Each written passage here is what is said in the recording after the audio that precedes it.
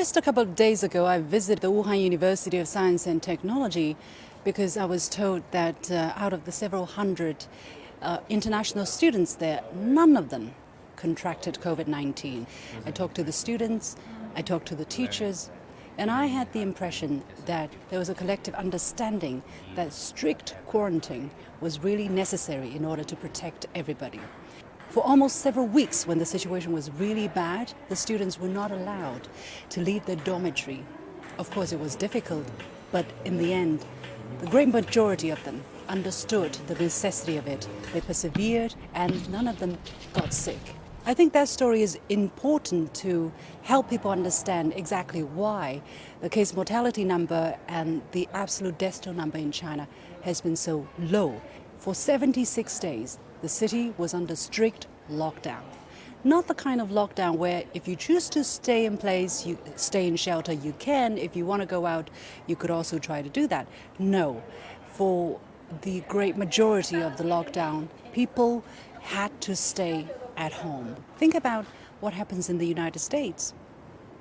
Some people still have to go to work. Some people are against shelter in place. Some people wear masks, others don't. I tell you, in Wuhan, it almost becomes an instinct to wear a mask. If you go out without wearing a mask, you feel strange. It's that kind of awareness to help yourself, to help others, that really help cut the path of the contagiousness of the virus. In a matter of a week or two, over 40,000 medics came from all over China to Wuhan. Just the other day, I was visiting the doctor who sounded the alarm about Covid-19 here, the first here in Wuhan. And I visited her office. You know what struck me the most was the number of ventilators lying idle on the table. She said, well, now we don't need these anymore. But there were about 15, 17 ventilators just lying like that. But of course, in the most difficult times, they needed them very much, but not anymore. In China, we never had the discussion of herd immunity. We never had the discussion between keeping the economy going or saving lives. From the beginning, it was very clear every life mattered. In Wuhan, over 3,600 people aged over 80 survived. Among them, 7 people aged over 100 survived. I think that's probably a record for anywhere in this world.